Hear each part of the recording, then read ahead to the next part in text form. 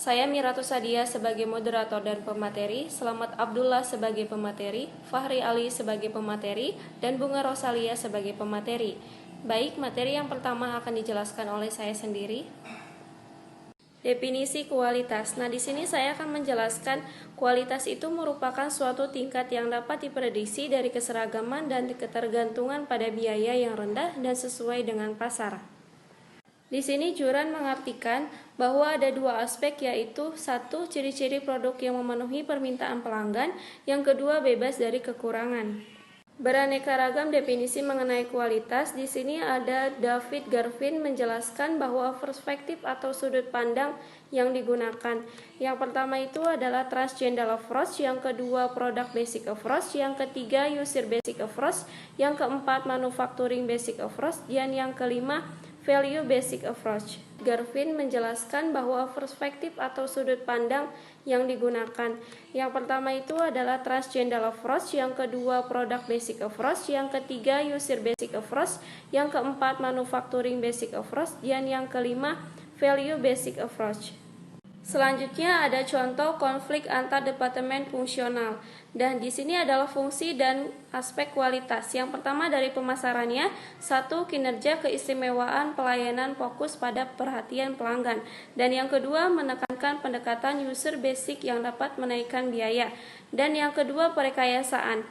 Dari aspek kualitasnya, satu, spesifikasi, dan yang kedua, menekankan pada pendekatan produk basic. Dan yang ketiga, manufakturan. Assalamualaikum warahmatullahi wabarakatuh. Di sini saya akan menjelaskan tentang dimensi kualitas. Jadi, dimensi kualitas menurut Garvin ada 8 dimensi kualitas yang dikembangkan dan dapat digunakan sebagai kerangka perencanaan strategis dan analisis, terutama untuk produk manufaktur. Dimensi kualitas tersebut adalah 1. Kinerja, performance. Karakteristik operasi pokok dari produk inti. Performance atau kinerja merupakan dimensi kualitas yang berkaitan dengan karakteristik utama suatu produk. Contohnya sebuah televisi. Kinerja utama yang kita kehendaki adalah kualitas gambar maupun suara yang dapat didengar dengan sangat jelas. Yang kedua adalah ciri-ciri atau keistimewaan tambahan. Features, yaitu karakteristik sekunder atau perlengkapan features.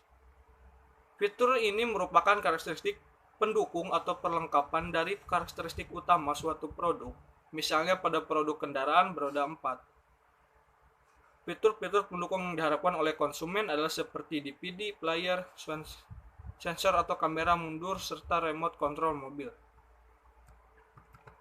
Yang ketiga adalah kehandalan, reliability, yaitu kemungkinan kecil akan mengalami kerusakan atau kegagalan saat dipakai. Reliability ini atau kehandalan adalah dimensi kualitas yang berhubungan dengan kemungkinan sebuah produk dapat bekerja secara memuaskan pada waktu dan kondisi tertentu. Yang keempat adalah kesesuaian dengan spesifikasi, yaitu sejauh mana karakteristik desain dan operasi memenuhi standar-standar yang telah ditetapkan sebelumnya. Yang kelima adalah daya tahan, durability. Berkaitan dengan berapa lama produk tersebut dapat terus digunakan. Durability ini berkaitan dengan ketahanan suatu produk hingga harus diganti. Durability ini biasanya diukur dengan umur atau waktu daya tahan suatu produk. Yang keenam adalah serviceability. Meliputi serviceability adalah kemudahan, layanan atau perbaikan jika dibutuhkan. Hal ini sering dikaitkan dengan layanan purna jual yang disediakan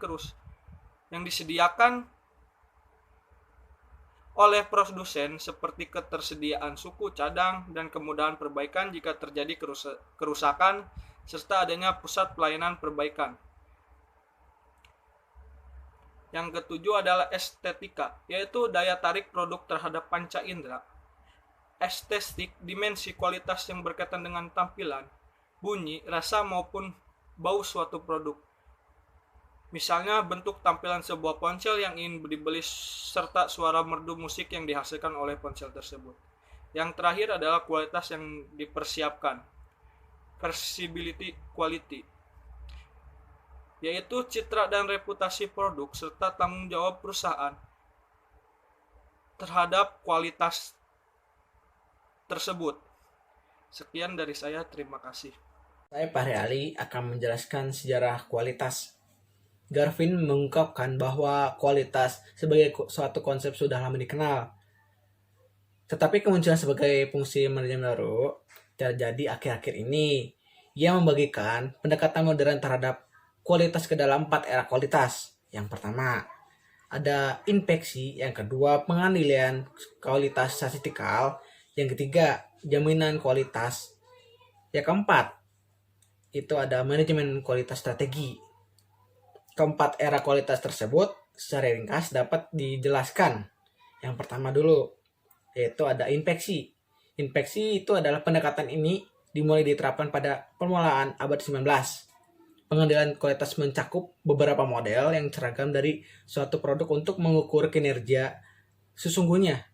Keragaman seperti itu dimungkinkan pada pemakturan yang dilengkapi dengan pengembangan peralatan yang dirancang untuk menjamin operasi mesin-mesin agar menghasilkan bagian-bagian yang identik sehingga dapat saling menggantikan.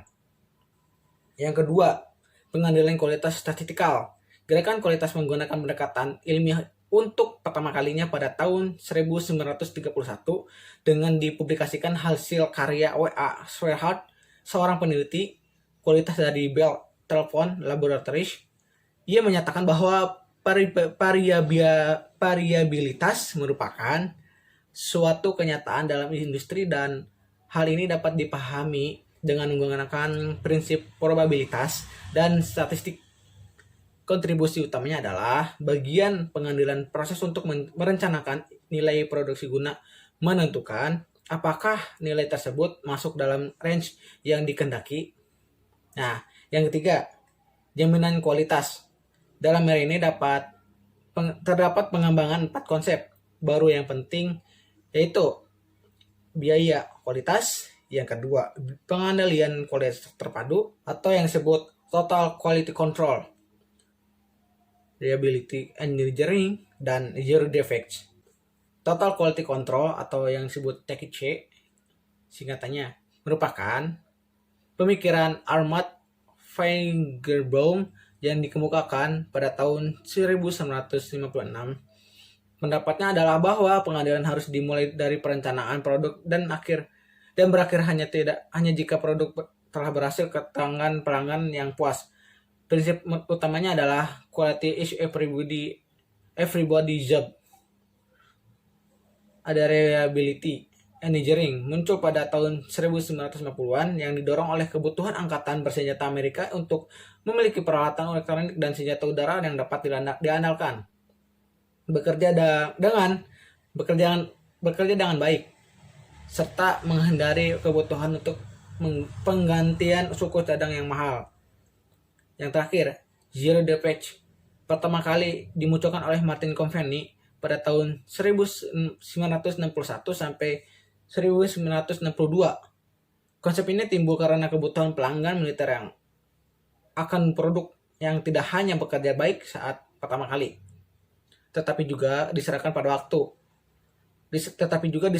pada tepat waktu.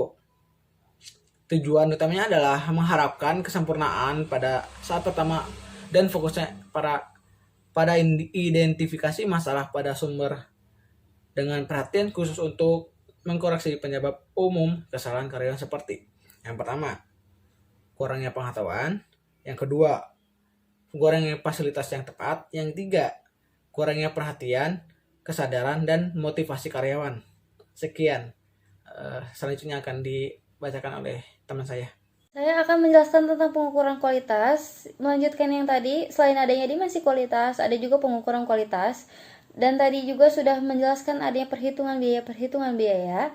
Kualitas juga dapat diukur melalui penilaian konsumen mengenai persepsi pelanggan terhadap kualitas suatu produk atau perusahaan. Penilaian konsumen tersebut menggunakan berbagai macam metode. Yang pertama itu saran dan berbagai keluhan pelanggan, yang kedua go shopping, yang ketiga less customer analysis, yang terakhir itu survei pelanggan. Nanti saya akan jelaskan apa saja sih cara-cara dengan cara metode itu. Nah, yang pertama ini dengan cara saran dan berbagai keluhan pelanggan ini misalnya kayak apa ya? Dengan cara kita membuka kotak saran di perusahaan kita, tapi di lokasi strategis kayak di pinggir resepsionis atau gak kasir. Dan kalian juga bisa membuka kritik saran ini di sosial medianya perusahaan Anda. Terus yang kedua ini ada go shopping. Dengan cara ini untuk memperoleh gambaran puasan dari para pelanggan dengan cara mempekerjakan beberapa orang yaitu ghost shopper. Pokoknya peran ini sangat berguna, akan bisa memberikan laporan tentang apa saja sih kelebihan dan kelemahan dari perusahaan kita dan pesaing kita. Jadi kita bisa tahu. Terus yang ketiga ini adalah customer analysis. Dengan cara ini kita bisa menghubungi mantan pelanggan kita yang sudah beralih ke perusahaan lain. Misalnya kayak klinik kecantikan. Kalian bisa menanyakan, kok kan pasti kita bertanya-tanya dong, kok dia bisa sih pindah ke sana, kenapa gak kita, berarti ada kekurangannya dong. Terus kita tanya aja kenapa beliau pindah ke sana dan tanyakan apa kekurangan perusahaan kita. Ini dinamakan dengan caranya less customer analysis. Terus yang terakhir ini ada survei kepuasan pelanggan, yaitu banyak perusahaan yang melakukan ini supaya mengetahui tanggapan dan timbal baliknya secara langsung dari para pelanggan. Kalian bisa mencoba dengan metode-metode ini. Menurut J. Tam dan Beardy 1985 merumuskan model kualitas jasa yang menyoroti persyaratan-persyaratan utama dan memberikan kualitas jasa yang diharapkan. Model ini mengidentifikasi 5 gap yang menyebabkan kegagalan delivery jasa. Apa saja sih kelima gap jasa ini adalah: yang pertama, gap antara harapan konsumen dan persepsi manajemen yang tidak sesuai harapan ya. Ini yang kedua, gap antara persepsi manajemen dan spesifikasi kualitas jasa. Terus juga ada yang ini ya, yang gap antara spesifikasi kualitas jasa dan penyampaian jasa. Yang keempat, gap antara penyampaian jasa dan komunikasi eksternal. Yang terakhir, gap antara jasa yang dirasakan dan jasa yang diharapkan. Cukup sekian dan terima kasih. Sekian materi yang kami telah sampaikan. Mohon maaf apabila ada kekurangan. Wassalamualaikum warahmatullahi wabarakatuh.